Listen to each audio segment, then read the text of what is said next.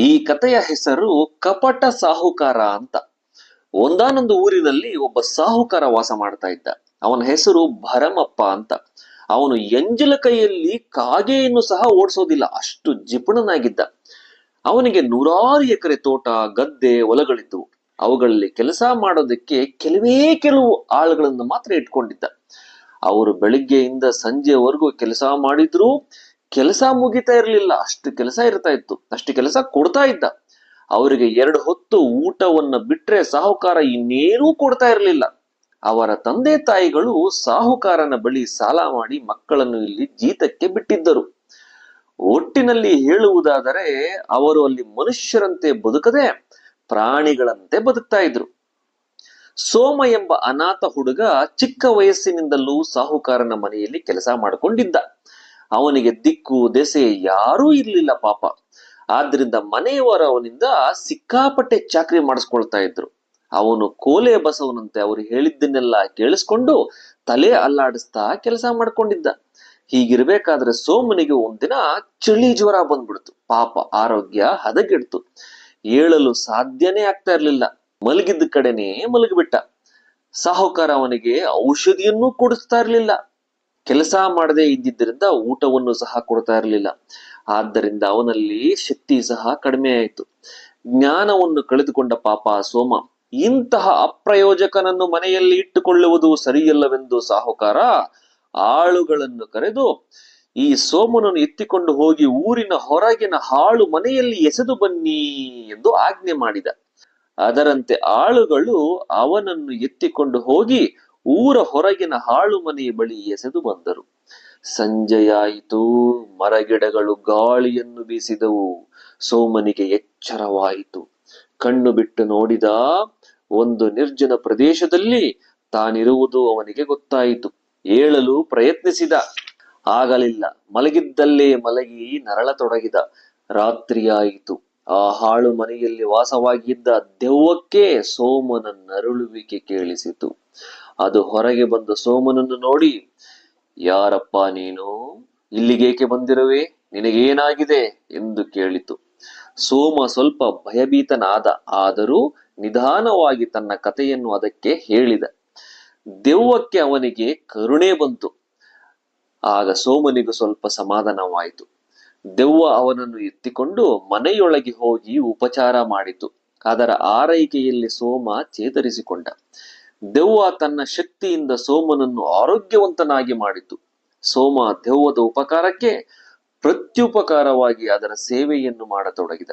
ಕೆಲವೇ ದಿನಗಳಲ್ಲಿ ದೆವ್ವ ಮತ್ತು ಸೋಮ ಅತ್ಯುತ್ತಮ ಗೆಳೆಯರಾದರು.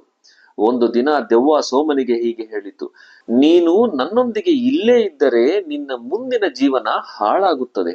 ನನ್ನ ಬಳಿ ಒಂದಷ್ಟು ನಿಧಿ ಇದೆ, ಅದರಲ್ಲಿ ಸ್ವಲ್ಪ ಭಾಗವನ್ನು ನಿನಗೆ ಕೊಡುತ್ತೇನೆ. ನೀನು ಅದನ್ನು ತೆಗೆದುಕೊಂಡು ಯಾವುದಾದರೂ ಊರಿಗೆ ಹೋಗಿ ಮದುವೆ ಮಾಡಿಕೊಂಡು ಹಾಯಾಗಿರು ಎಂದು ಹೇಳಿತು. ಹಾಗೆಯೇ ಆಗಲಿ ಎಂದು ದೆವ್ವ ಕೊಟ್ಟ ಗಂಟನ್ನು ಹೊತ್ತುಕೊಂಡು ಪಕ್ಕದ ಊರಿಗೆ ಹೋದನು. ಅಲ್ಲಿ ಜನರು, ನೀನು ಯಾರು? ಯಾವ ಊರಿಂದ ಬರುತ್ತಿರುವಿಯಾ? ಈ ಊರಿನಲ್ಲಿ ನಿನಗೆ ಯಾರಾದರೂ ನೆಂಟರು ಇರುವರಾ ಎಂದು ಕೇಳಿದರು. ಅಮಾಯಕನಾದ ಸೋಮ ಅವರ ಬಳಿ ಮುಚ್ಚು ಮರೆ ಮಾಡದೆ ತನ್ನ ಎಲ್ಲಾ ಕಥೆಯನ್ನು ಹೇಳಿದ. ಆ ಊರಿನ ದೊಡ್ಡ ಗೌಡ ಇವನ ಪ್ರಾಮಾಣಿಕತೆಯನ್ನು ಮೆಚ್ಚಿ ಅವನಿಗೆ ತನ್ನ ಮಗಳನ್ನು ಕೊಟ್ಟು ಮದುವೆ ಮಾಡಿ ಅವನನ್ನು ತನ್ನ ಮನೆಯಲ್ಲಿಯೇ ಇರಿಸಿಕೊಂಡ. ಸೋಮ ಹೆಂಡತಿಯನ್ನು ಪಕ್ಕದಲ್ಲಿ ಕೂರಿಸಿಕೊಂಡು ದೆವ್ವ ಕೊಟ್ಟ ಗಂಟನ್ನು ಬಿಚ್ಚಿದ. ಅದರಲ್ಲಿ ಮುತ್ತು, ರತ್ನ, ಹವಳ, ಚಿನ್ನ, ವಜ್ರ, ವೈಢೂರ್ಯಗಳಿದ್ದವು. ಸೋಮ ಅವುಗಳಲ್ಲಿ ಕೆಲವನ್ನು ಮಾರಿ ಹೊಲಗದ್ದೆಗಳನ್ನು ಕೊಂಡುಕೊಂಡನು. ಕೆಲವೇ ವರ್ಷಗಳಲ್ಲಿ ಅವನು ಅಭಿವೃದ್ಧಿ ಹೊಂದಿ ಅವನ ಯಜಮಾನನಿಗಿಂತಲೂ ದೊಡ್ಡ ಸಾಹುಕಾರನಾದನು. ಆದರೆ ಅವನೂ ಎಂದೂ ಅವನ ಯಜಮಾನನಂತೆ ದುಷ್ಟಬುದ್ಧಿಯಾಗಿರಲಿಲ್ಲ. ಬಡಬಗ್ಗರಿಗೆ ಕೈಲಾದ ಸಹಾಯ ಮಾಡುತ್ತಾ ಧರ್ಮವಂತ ಎಂಬ ಹೆಸರನ್ನು ಪಡೆದನು. ಈ ವಿಷಯ ಹೇಗೋ ಅವನ ಹಳೆಯ ಯಜಮಾನನಿಗೆ ಗೊತ್ತಾಯಿತು. ಅವನು ಹೊಟ್ಟೆ ಉರಿಯಿಂದ ಕುದಿಯತೊಡಗಿದನು. ಹೇಗಾದರೂ ಮಾಡಿ ಸೋಮ ಹೇಗೆ ಶ್ರೀಮಂತನಾದನೆಂದು ತಿಳಿದುಕೊಳ್ಳಬೇಕಲ್ಲ ಎಂದು ಅವನ ಊರಿಗೆ ಬಂದನು. ಸೋಮ ಹಳೆಯ ಯಜಮಾನನನ್ನು ಪ್ರೀತಿಯಿಂದ ಮಾತನಾಡಿಸಿದ. ಯಜಮಾನ ಒಳಗೆ ದ್ವೇಷವಿದ್ದರೂ ಹೊರಗೆ ನಗುನಗುತ್ತಾ ಸೋಮನನ್ನು ಮಾತನಾಡಿಸಿದ. ನಂತರ ಅವನ ಹೆಗಲ ಮೇಲೆ ಕೈ ಹಾಕಿ, ಸೋಮ, ನಿನ್ನನ್ನು ನೋಡಿದರೆ ನನಗೆ ತುಂಬಾ ಸಂತೋಷವಾಗುತ್ತದೆ. ನೀನು ಹೀಗೆಲ್ಲ ಆಗಲು ಯಾರು ಸಹಾಯ ಮಾಡಿದರು ಎಂದು ಕೇಳಿದ. ಸುಳ್ಳು ಕಪಟ ತಿಳಿಯದ ಸೋಮ ಯಜಮಾನನಿಗೆ ಎಲ್ಲಾ ವಿಷಯವನ್ನೂ ತಿಳಿಸಿದ. ಯಜಮಾನನಿಗೂ ತಾನೂ ದೆವ್ವದ ಬಳಿ ಹೋಗಿ ಅದರಿಂದ ಸಹಾಯವನ್ನು ಪಡೆಯಬೇಕೆಂದು ಆಸೆ ಹುಟ್ಟಿತು. ಅದರಂತೆ ಅಂದು ಸಂಜೆ ಅವನು ಆ ದೆವ್ವದ ಮನೆಯ ಬಳಿಗೆ ಹೋಗಿ ಒಂದು ಕಡೆ ನರಳುತ್ತಾ ಮಲಗಿಕೊಂಡ. ಕತ್ತಲು ಆವರಿಸಿತು. ಮೇಲೆ ದೆವ್ವ ಹೊರಗೆ ಬಂದು ಇವನನ್ನು ನೋಡಿತು. ಇವನು ತುಂಬಾ ಜ್ವರದಲ್ಲಿರುವಂತೆ ನಟನೆ ಮಾಡಿದ. ದೆವ್ವ ಇವನನ್ನು ಎತ್ತಿಕೊಂಡು ಮನೆಯೊಳಗೆ ಹೋಗಿ ಉಪಚರಿಸಿತು. ಸಾಹುಕಾರ ಆಗ ಚೇತರಿಸಿಕೊಂಡವನಂತೆ ಎದ್ದು ಕುಳಿತನು. ದೆವ್ವ ಸೋಮನನ್ನು ಕೇಳಿದಂತೆ ಇವನನ್ನೂ ಕೇಳಿತು. ನೀನು ಯಾರಪ್ಪ ಎಂದು ಕೇಳಿತು. ಇವನು ತಾನು ನಿರ್ಗತಿಕನೆಂದು ತನಗೆ ಯಾರೋ ಇಲ್ಲವೆಂದು ಹೇಳಿಕೊಂಡನು. ಅವನು ಮಾತನಾಡುವ ರೀತಿಯನ್ನು ನೋಡಿ ದೆವ್ವಕ್ಕೆ ಅನುಮಾನ ಬಂದಿತು. ಆದರೂ ಅದನ್ನು ತೋರಿಸಿಕೊಳ್ಳದೆ, ನೀನು ಇಲ್ಲೇ ಇರು, ನಾನು ನಿನ್ನನ್ನು ಚೆನ್ನಾಗಿ ನೋಡಿಕೊಳ್ಳುತ್ತೇನೆ ಎಂದು ಹೇಳಿ ಸಾಹುಕಾರನಿಗೆ ಉಣ್ಣಲು ಆಹಾರವನ್ನು ತಂದು ಕೊಟ್ಟಿತು. ಸಾಹುಕಾರ ಅವುಗಳನ್ನೆಲ್ಲ ತಿಂದು ಮಲಗಿ ನಿದ್ದೆ ಮಾಡಿದ. ಮೈ ಬಗ್ಗಿಸಿ ದುಡಿದು ಅಭ್ಯಾಸವಿಲ್ಲದ ಸಾಹುಕಾರ ದೆವ್ವದ ಬಳಿ ಸೇವೆ ಮಾಡಿಸಿಕೊಳ್ಳುತ್ತಿದ್ದ. ಹಾಯಾಗಿ ದಿನ ಕಳೆಯತೊಡಗಿದ. ಇವನು ನಿಜವಾಗಿಯೂ ಕಷ್ಟದಲ್ಲಿಲ್ಲವೆಂದು ದೆವ್ವಕ್ಕೆ ಗೊತ್ತಾಯಿತು.